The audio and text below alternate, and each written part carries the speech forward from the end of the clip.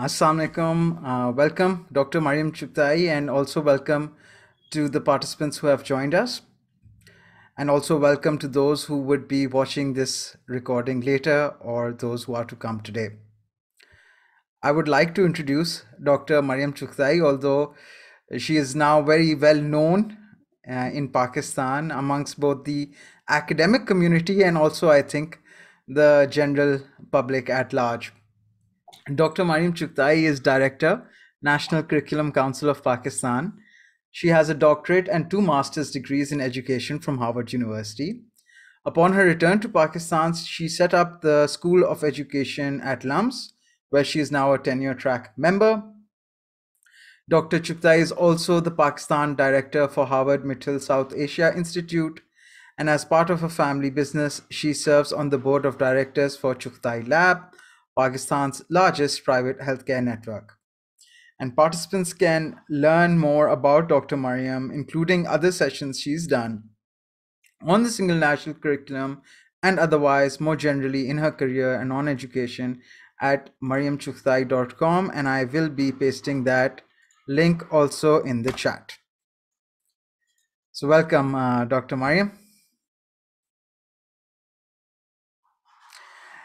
And I'm going to say one thing, which is that I had the, unique pleasure of having meeting Mariam at Hugsy at Harvard Graduate School of Education in 2012 and having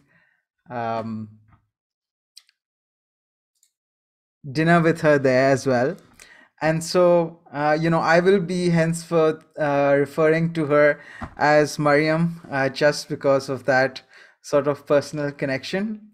About myself, I'm an educator. I've been a teacher for many years. I'm also a psychologist. I'm pursuing my PhD from Quaid-e-Azam, and I have my own practice. And I'm also a partner in Pixel Art Games Academy. So thank you so much, Mariam, and welcome to our program for today. Thank you very much for having me. It's a pleasure to be here. So, Mariam, I know that there have been quite a lot of sort of discussions on the single national curriculum, and I spoke to you about it, and I felt that I wanted to first explore a little bit on the academic side, being a fellow educator. And so I have a few questions that I want to ask you, which are related to, the education of it per se.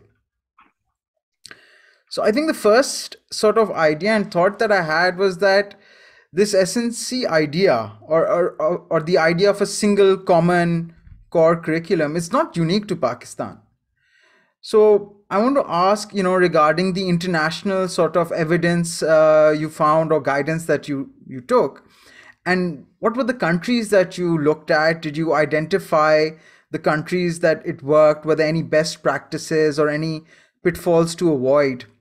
And was there a country or region that seemed, uniquely similar to Pakistan in our situation? And did you look at those, or did you involve people from that country in this while creating this single national curriculum? So the thing is that I took on as the director of the National Curriculum Council about 3 months ago in August. And I can tell you about what I am doing. But I have been involved with the single national curriculum as an expert for a particular subject for the last 2 years. So the question you asked is more about who did my predecessor, the previous head of the National Curriculum Council, engage, or what were some of the premises that were considered for making it. And I think I can answer that question from an outsider's perspective, and I can also answer it from where I stand today. So you're absolutely right. The concept of common core exists in many countries, developed and developing, in the West, in the other parts of the world. And the idea is that the state sets this basic principle that every child in this country is the citizen of that country and has certain rights. And they regulate education to the extent that they say that whether you homeschool your child or whether you send the kid to a religious seminary, which in our case would be a madrasa, a public school or a private school, there are certain non-negotiables. For instance, you cannot skip an entire subject as core as mathematics. You cannot say that I'm not going to teach this child, give this child any ability to communicate effectively. So I will, teach them a language that's completely foreign, for instance. These are some basic parameters, and this principle makes sense. This is very distinct from creating a uniform curriculum that, every child has to be the same. That's not what the single national curriculum is about. The single national curriculum is about not uniformity, but unity. That we are united on certain core standards, which every child must know. For instance, every child has to understand how to count. Every child must know how to write an essay. Every child should have a vocabulary of at least this many words. So these are some very basic, widely agreed upon standards in education by age level that more or less people in the world have agreed upon. Which of those standards you pick and adopt is really the question. And for this, when the single national curriculum exercise started, they looked at the curricula of other countries such as UK, Singapore, Indonesia being a Muslim majority country. So you asked that what was similar between them and Pakistan. And they looked at the Cambridge International Examinations expertise. They looked at local providers of education who were doing good quality work. So they had individuals representing a wide array of different kinds of schools. They had individual teachers from good quality schools, some of the very famous names in our private sector. And, these schools have also already looked at a lot of good quality curricula from around the world. So when you look at their curricula and you benchmark the state's curricula or the standards and the student outcomes according to that, you are sort of looking at an international benchmark of what makes a good set of, an aspiration list of where our children must be or should be or where we would like them to be. And going forward, as we are now looking to updates as needed in the K-5 curriculum, and then completing the 6-12 curriculum. So, we are hoping to now provide a K-12 curriculum, which is all vertically aligned and horizontally aligned across subjects also. In that, we are also looking at some of the best curricula that exist in other countries. And the idea is that the state should own all of its children, not just, that only the kids from wealthy families deserve a good education, but to mandate that whether you are a madrasa student or a public school student, you have to know certain things. So, Mariam, I really got the vision that you've laid out on what is a single national curriculum and what is the vision and what is the aim. I feel what I didn't really hear though was that while you looked at these international countries, like you looked at the UK and you talked about, Malaysia, but were educators or professionals from those countries or organizations from those countries directly involved with the development of the Pakistan single national curriculum? The process that was followed was that draft 0 was developed by seeking their feedback. If you're asking me if international consultants were hired to come and work with the government, so the answer is no. Many of them provided their services voluntarily because it is in their interest also that Pakistan follows a good quality curriculum. There's a large private publisher industry over here based on Oxford and Cambridge books. So if you have a good quality curriculum in place, it is in their interest also that that curriculum is followed. So international experts and international organizations formally were involved. And but if your question is, were they paid as formal consultants? The answer is no. The bulk of this work was done based on voluntary consultation basis. Thank you. So while I do find that curious, I think we should move to our next question. And that is that, and this one I think is very interesting to me, because it seems to me that some of the debate around the single national curriculum revolves also around the role of rote memorization and this sort of, I would say, aggression almost with it, right? That, this is going to be like rote learning, we're not going to promote thinking. And I wanted to ask you, is there any benefit of rote memorization, which is just learning like anything for the sake of being able to repeat it? And historically, what has been the role of memorization in schools? And in your opinion, or in your research, does this exist currently in the O level curriculum or the other private school systems? That's a very nuanced question and a good one, because this is a debate that has been going on in education in the developed world a lot in OECD countries. So for instance, Japan in their education system really emphasize drill. So they don't call it rote memorization, and it is distinct from rote memorization, that they will learn math, the concepts in math, they will drill a lot of those. Whereas in the US, for instance, it is all, there is very little emphasis on, let's memorize our tables. So the jury is still out on where is that fine line, although it is very clear that just memorizing content and then reproducing it is just a test of memory. It's not really a test of conceptual understanding. But drill does have a role to play in mastery. And some of the Eastern developed countries do incorporate it. And as we see in PISA outcomes, those Eastern developed countries like Japan and South Korea, they leave their Western developed country counterparts far behind. So America's, for instance, math and science scores in amongst OECD countries are much lower. So there is an importance to drill and practice. Rote memorization is an extreme end to that, where you leave the concept behind and you're just internalizing something and just reproducing it as it was verbatim. So I think the critique that comes on the SNC is misplaced because it conflates two issues. The issue of that because you have made learning standards by grade level or learning level, that has inherently promoted rote memorization. That is devoid of an understanding of how education works. Rote memorization happens based on how your exam is structured. If you give students that the learning outcome is that they need to know about how gravity works, and the exam is based on a textbook in which there's a paragraph in which someone has written a paragraph on how gravity works.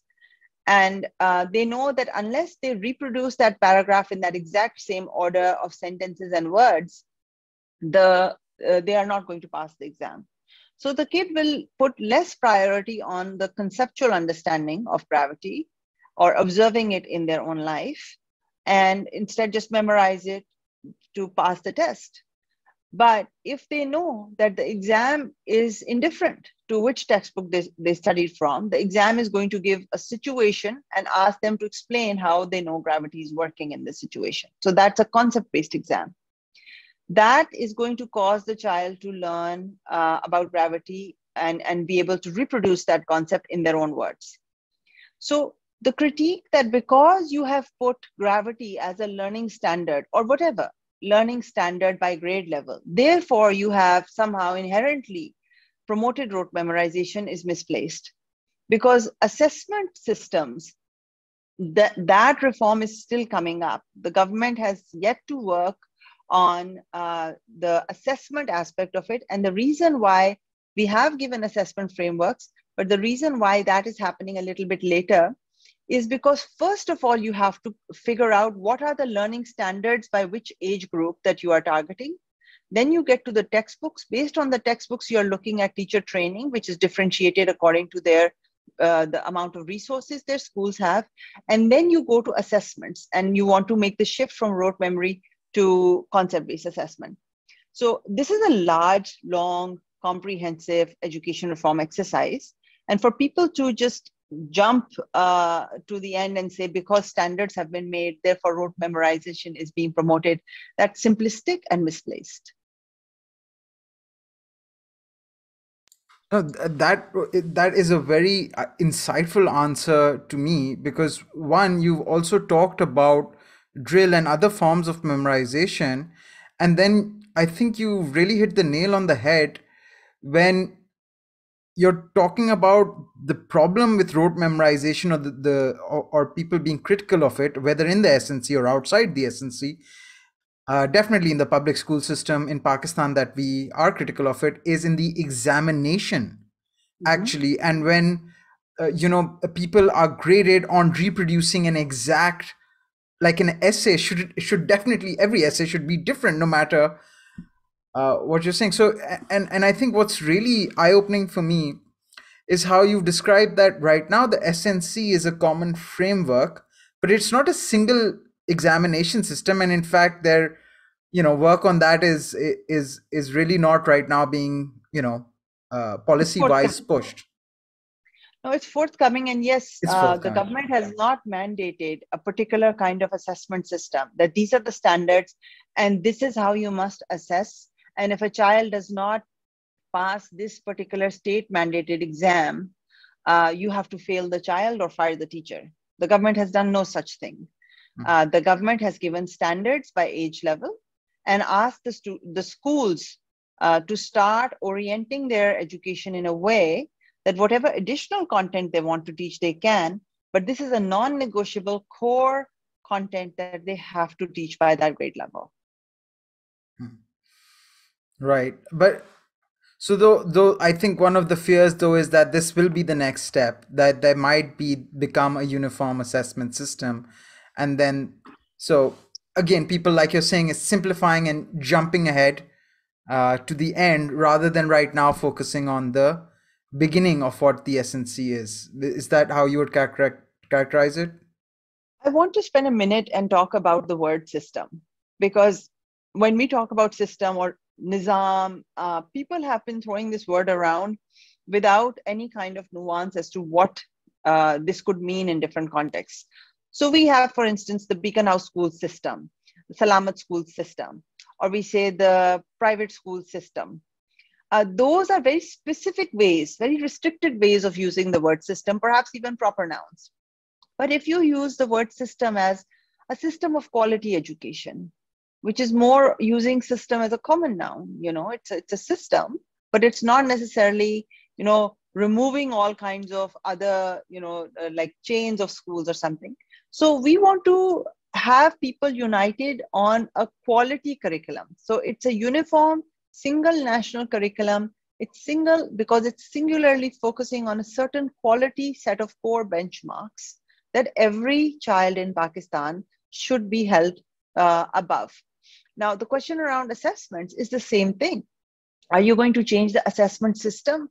So if I say the system of O levels and A levels, or the system of metric FSC, that's a very restricted way of using the word system.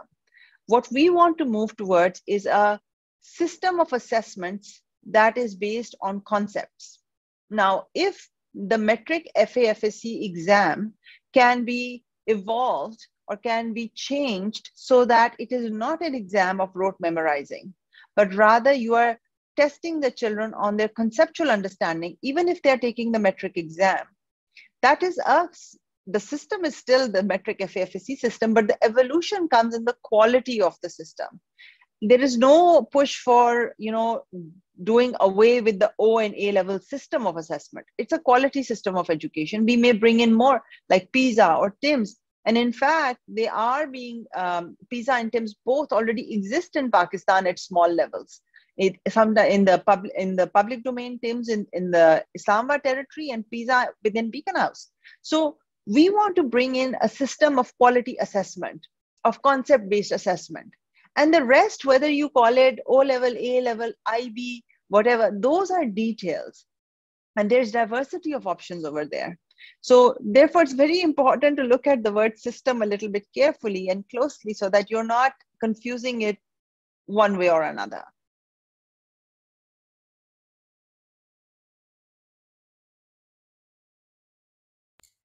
Thank you for elaborating that. And I think that I understand what you're saying, that these are nuanced words, and that, it's very easy to sort of conflate or say that when we talk about this system, we're talking about every detail of that, whereas we are talking more about not necessarily every rule or regulation, but also we're talking about spirit and the way that things work, or the way we hope that they will work.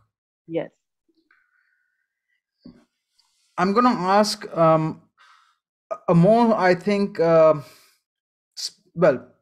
a question for history and social studies. Okay, so in history and social studies, it's pretty common. We've had a lot of these discussions as educators in the struggle to present views which are free from bias, which are free from the objectives which politicians might bring up, or the objectives of nation building. And we know Pakistan definitely is a very strongly nationalistic country.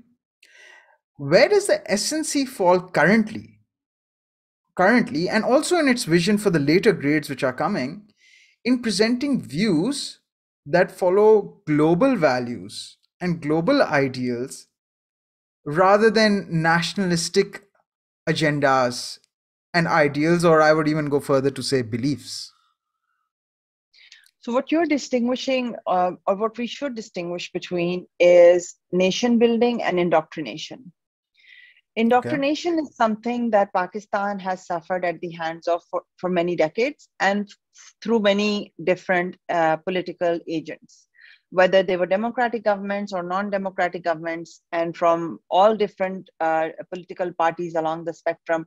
Based on the geopolitics of the time, education was used as a political tool to foster certain ideologies, to foster certain narratives, which were far away, specifically in history and social studies, as you very correctly pointed out, to create a sense of self and other, which was not just detrimental to a child's educational, right, but also it was detrimental to us as a country, because it created certain false narratives in entire generations that have over time become are being challenged as we are now in a globally connected, technologically enabled world.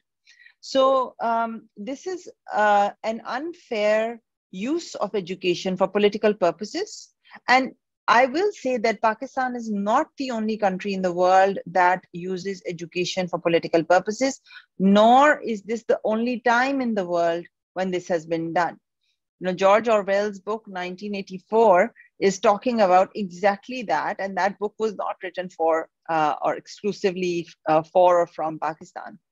So the use of education for state propaganda is something that is very well documented in research and acknowledged in policy circles, that this is not something you do. Now, indoctrination is different from nation building. Nation building is, as Benedict Anderson says, nations are imagined communities, and you are a political entity, you have a political history, you have a political identity, you have from all these other aspects, you have a national flag, you have a national anthem, you have a national cricket team. So when you build this national identity and you build it around certain values, those values may be different for different countries, or they may even be same, but still they may be different countries. Like, in Europe, there are many countries who may have similar Western democratic values, but they are different political identities, which is fine. So there is not much wrong with developing a nation or developing a sense of nationhood and belonging in a child, as long as you pointed out, that they are aligned with your universal values of human rights, of inclusion, pluralism, the sustainable development goals, all life skills based education, 21st century skills. As long as you're abiding by those and you're bringing those in, then you can further nuance yourself. French may differentiate themselves from the German in some ways, because France and Germany have different histories as well. So I don't want to call nation building in itself as problematic. Indoctrination, I agree with you, is problematic. Now, the question of what is going to happen in the curriculum now. Even in the curriculum, the standards that were released for primary grades, you will see that there's a lot of openness to bring in multiple perspectives, even in non-history and social studies subjects.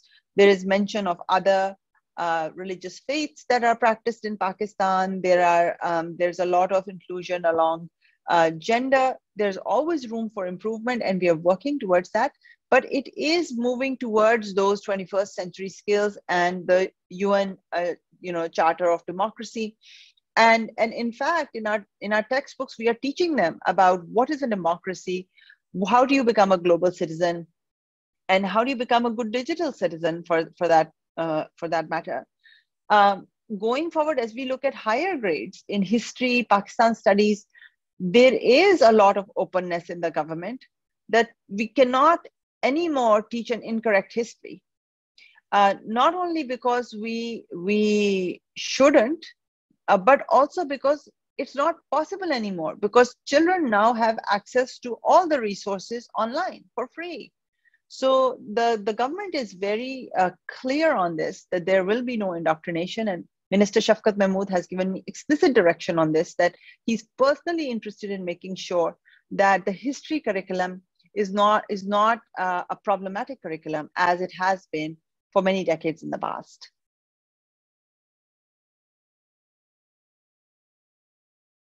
So Mariam, one, I would like to really appreciate for you for again continuing very much with the nuanced and way of communication, which shows that, look, nation building is, we can do nation building, but we don't want to do indoctrination, and very nicely clarifying to the audience and to myself, the sort of that line that we are navigating, and what we can be clear on, and what we are also seeking to improve. But specifically, I do want to ask you one thing, which so nuanced I've also heard, is that I'm hearing that the aim, the content benchmark is specifically, if you mentioned, on minorities, right? To educate about minorities. But I wonder, is it just aim and a concept that we're trying to teach, or is there actual content on minorities? I mean, it's one thing to say that we aim to do this and we are going to say, look, there are minorities in Pakistan, but are there Sikh and Hindu figures or other Christian figures other than, let's say, Gandhi, which, okay, fine.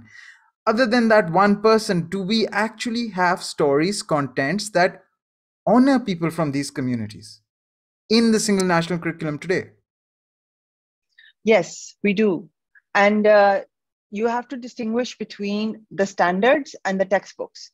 So the government has decided the standards in which it gives the student learning outcomes, and then it also gives overarching principles. For instance, it has said that you cannot teach hate curriculum. A textbook that is teaching hate along any kind of lines, whether it's ethnic, linguistic, religious, or gender, should not get approved. So though there, as you said, that there's the aspiration list. So the aspiration list is spot on. Then provinces develop textbooks. Federal government developed model textbooks, provinces develop textbooks, and private publishers develop textbooks based on those guidelines and based on those standards. The textbooks, the model textbooks that the government developed, has mention of several non-Muslims. I don't like the term non-Muslim because I don't like to be identified as a non-Christian. I like to be identified as a Muslim. So people of other faiths, of any faith in Pakistan, who are our equal citizens, they are represented. Ruth Faw. So because I was on the social studies committee and reviewed the textbook, Ruth Faw, who has done an immense amount of work for people with leprosy in Pakistan, a German lady, she is part of the model textbook. And then there are, when you talk about history, there's a specific section talking about the role of other faiths, people from other faiths in the creation of Pakistan. There is more room for improvement. You can add more things. And also in the storytelling, for instance, the one of the books for grade 5, I believe, has a story of a child who has four friends, and he's talking to them, and he is learning that this friend of mine is a Christian, and this is their festival, and this friend of mine is a Hindu, and this is their festival, and this is the Sikh, and this is the kind of worship that this person goes to, and we are going to celebrate all these festivals together. So there is an actual operationalization of this vision in the textbook for the child in very relatable ways, and also from real life examples. And I think that going forward, because this is a very important issue, we can bring it even more front and center. What you do by introducing a story like this is that, let's say in Sindh, where there's a lot of religious and ethnic diversity, and a child is on their daily basis exposed to a lot of different kinds of people, and is growing up with that normalized, that all of these people are citizens of my city and my country. But let's say Punjab is quite homogeneous as compared to other provinces, as compared to Sindh at least. So even a child in Punjab will read that textbook, and it will get inside the child's mind that even though I don't know what a Hindu person or a Sikh person looks like in person, but they are mentioned in my textbook. So you are asking me that, is it just a wish list, or has it been operationalized? And yes, it has been operationalized. It's like chicken soup for the soul right now. Mariam, thank you so much. I really felt my heart warm as you gave me these specific examples. And so it brings me actually to my final question, and then we'll try and get something from the audience, depending on your time. And that is that there's a lot of fear right now from some quadrants of society, from some. Obviously, it's not, it's just a lot of debate. And it made me think about like how, even you have said, like, look, this is a democratic curriculum. I've seen you ask for volunteers in different groups. I've seen calls go out on the newspapers also if anyone wants to volunteer and advise in different provinces. And I've heard you say, look, we've had people, and that video is on your website as well, that we've had people from Balochistan, from Sindh, from everywhere come together on the SNC. So I wonder whether there's something about something elite or something non-democratic, like, Socrates really didn't view democracy very positively, and I know such people. So I would like to hear, just an opinion question, that do you think there's a non-democratic or elitist or sort of status quo maintaining tinge to those who are arguing against the SNC? And if so, or if not, in any case, where do you think the basis of the fear is coming from some of the people who are really scared right now of the SNC and very vocally arguing about it? Well, the people who are scared have every reason to be scared. In the 70s, a policy was issued saying all schools have been nationalized. In the 80s, a policy was issued. A lot of the content was radicalized. So whenever any large-scale education reform happens in Pakistan, it is something to pause and be worried about, because so much has happened in the name of education in Pakistan that this is a broken system. However, there is a small minority of people who have, despite being in this broken system, found ways to make it work at some level of quality. Just like the hospitals in Pakistan, the overall healthcare system is abysmal. But there are some good quality hospitals that exist where if you are in a desperate need for medical care, you could go. Now, if the government starts to radically change or starts a comprehensive healthcare reform exercise in Pakistan, the small group of people for whom even this system has somehow in a very delicate balance started to work, they are going to get scared, because it's not broken for them, it's working. But you cannot ignore the reality that it is broken overall. And even if it's working temporarily for a small group of people, even that is going to collapse on its head if you don't save the country. So because this new transition is coming in, that's why a lot of skepticism, a lot of fear is justified. However, this fear was really cashed in on by some people intentionally, by either spreading information based on incomplete research, by sometimes intentionally doing selective readings of texts, by people who were from the education sector who knew the difference between standards and textbooks, to use the textbooks to criticize the curriculum, people using examples that were dated from the past, pre-SNC, and to ascribe them to the SNC to delegitimize this effort. And that was really unnecessary and, in my mind, unethical, because parents were going through COVID. Children were trying to get through education in a pandemic, and that spread a lot more confusion, chaos, and anxiety. But I do say that skepticism is completely understandable, but skepticism in the face of facts gets alleviated. Paranoia, even in the face of facts, does not go away. I have found that a lot of people, once the book started to come in, once they started to read what it is, once they started to see the openness of the government for feedback, they have gone, their skepticism is now more towards a little bit more trust. But there are some people who are themselves quite paranoid about what's happening and are continuing to spread paranoia. And I don't think any amount of fact sharing is going to remove that, because the impetus for doing that is coming from a different place.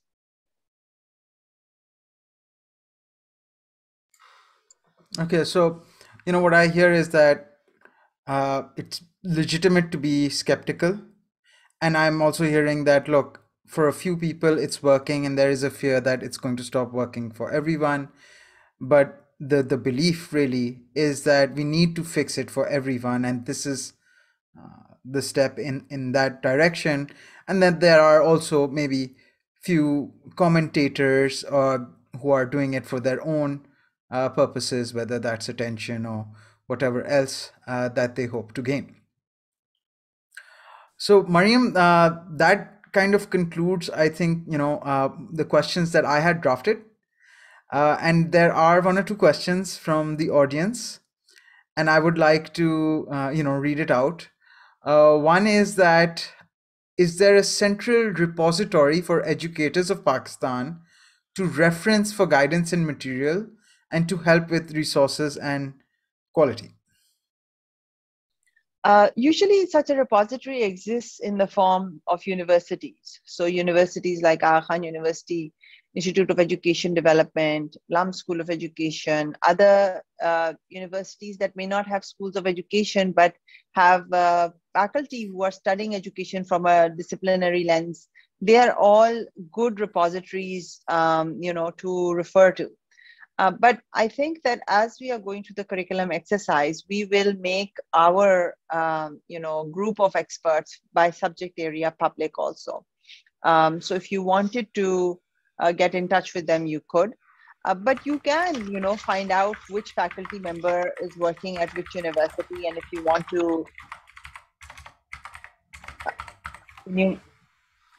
want to, reach out to them, you can. And then the second, I just want to make a quick comment on your first question when you asked that was there anybody international who was engaged or not. So the Aga Khan University Institute of Education Development is a formal partner with the National Curriculum Council, and they are being paid for this consultancy. And they were brought in through a proper bidding process. So they applied amongst many others, and then they were selected. The Dean of Aga Khan University Institute of Education Development is a very senior professor from UCL, University College London Institute of Education, which is the largest school of education in the world, with the largest number of faculty working on all different aspects of education. So we don't always have to pay someone or bring someone from abroad. The idea is to bring the best practices and learnings and research-based understanding from abroad, and see who has been able to contextualize it to Pakistan and bring them in as a resource. So that is definitely something. So it's not like this whole entire exercise is happening free of cost on volunteer basis, but it is, the money is being spent judiciously. Mariam, I mean, preaching to the choir here, I went to Harvard, same as you, and I know how I've met so many wonderful people from Pakistan who are brilliant, as brilliant as anyone else. The reason I found it curious also, and the reason I kind of asked, is actually this, is that pretty much in everything this country seems to do, in the development sector especially, there's always some, international sort of team and some other agenda, but it kind of also makes it feel as if it's a neutral thing and in play. So I mean, just imagine, right, that it goes against the sort of the reasoning of maybe some reason of why we're doing SNC. It's to make our own country sort of, it's our vision, it's our country, it's our ideals. But I just wonder whether it would have kind of cut a lot of the criticism that, oh, this is a Islamic agenda, this is a political agenda, this is a myopic for XYZ reason, if we were able to say, oh, UK's XYZ people have helped, co-created the single national curriculum. So I really found it curious in a way that, that was not done. But no, but it was. I mean, the names, the Cambridge assessment people, we used all the names of the people who did work with us. We did tell them that we looked at curricula from England and from other developed countries, from Indonesia, as I said. We did say that. And we did come out and clarify on the religious question.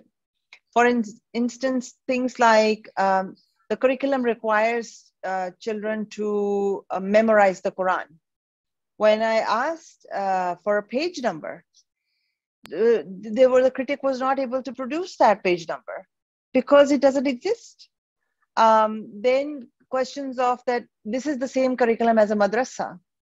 And there were articles written, to simplify that all madaris, first of all, madaris are dominated by the religious sect that they are, affiliated with.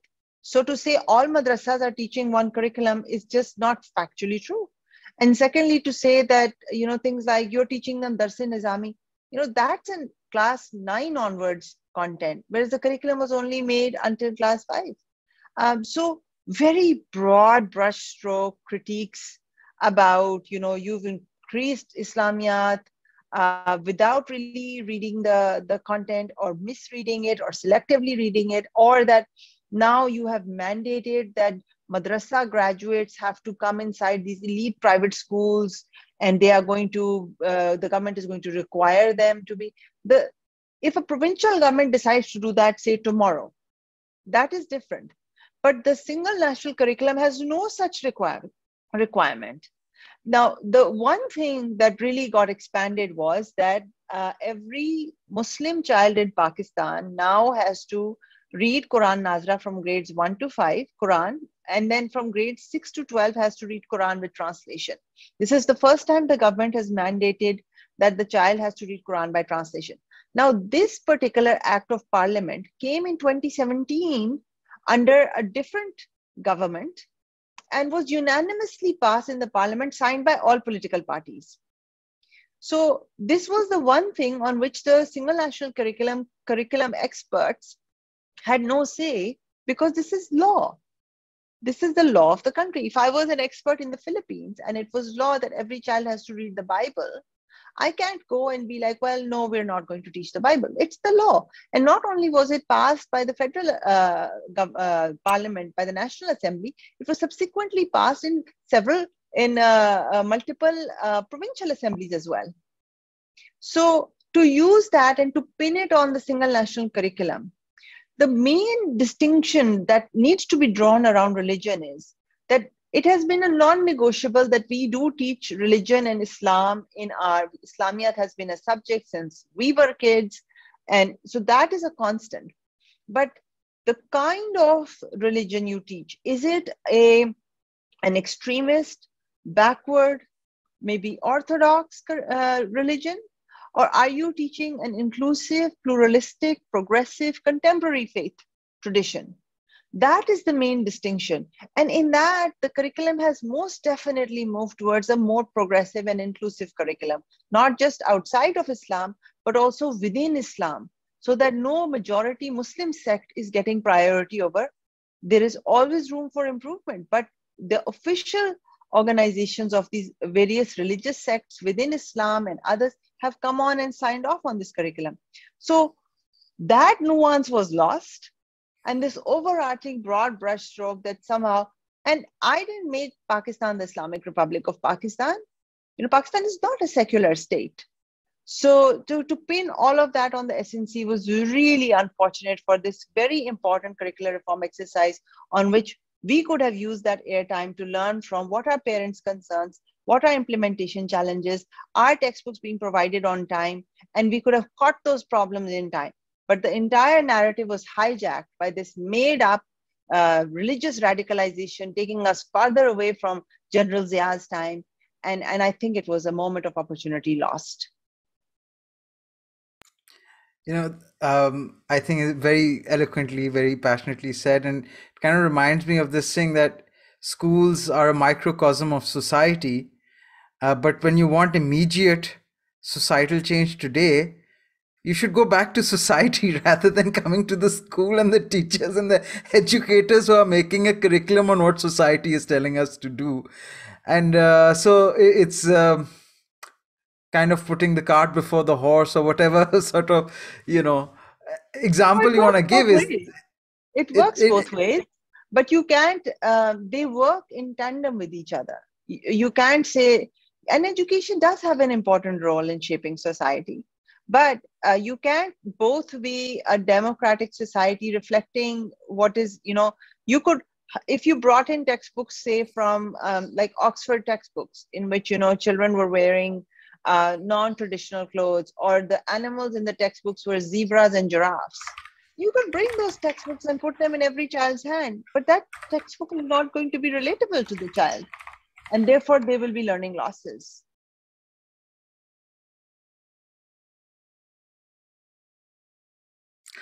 I believe there is another question on Islamization. I'm going to, I think, skip that because I feel that we've talked about it in several questions throughout today. And but one final question, if we could have, is, and I'm going to ask a little bit more generally because one or two people are asking, which is that a little bit about teacher training for SNC. Is there going to be a workshop for SNC that you might be leading, and how can teachers get more involved in being more attuned to what's going on in their training and professional development? So we are hosting a number of various different kinds of engagements.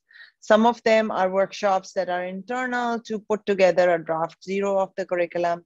And then soon we are going to come out with a draft zero that is going to go for a public airing, in which we are going to ask stakeholders, parents, teachers, students, education management people, people from the government, people from outside of the government, madaris, to give us feedback, and so that we can improve that draft before it gets officially notified. So right now the government is doing its internal homework before we can present something to the public, and then we can ask them to give us feedback on that. And so stay tuned for that. The best thing you can do right now is go to the website snc.gov, V for Victor, gov.pk, and register as a stakeholder. So there's a stakeholder registration form on this website that you can go to. And when you fill in your information and you say, I'm a private citizen, I'm a teacher, I'm a whatever, and that comes in our system, when we release draft zero, when we are developing teacher training mechanisms, whichever area you want to contribute in, you will get an email from us. And we're also asking for a phone number so that we can then follow up with you that have you received our email or not, because we really do want you to tell us that what you think and how we can improve the SNC. So just stay tuned for that. Thank you, Mariam. I've shared the link for that, the stakeholder registration form, and I highly recommend that participants also share it with their colleagues and their administrations. Mariam, I cannot think of a single person who is better suited to lead the single national curriculum and the National Curriculum Council than you. You are uniquely qualified, at the forefront, voice of the youth, and have all the characteristics of the leader. I've seen the work that you're doing, and I am, greatly a big fan following it. And inshallah, I have high hopes for everything that you'll do. And I'm going to keep following you on your website. And thank you so much for your time. No, though that was perhaps too kind for you to say. I'll take it because we are friends. That's why you said that. You are so accomplished with not just the degrees from Harvard, the PhD. You started the School of Education, LUMS. I think we have to give credit to you where it's due. That's very kind of you. Needless to say, there's one person who's the face, and then there's a large group of people who are actually doing the work. But I will pass on that compliment to the entire team. I thank you so much for this engagement, and I hope that your audience got a bit more clarity on this and see. And best of luck to you with everything. I hope we meet up otherwise outside of work sometime too. Bye.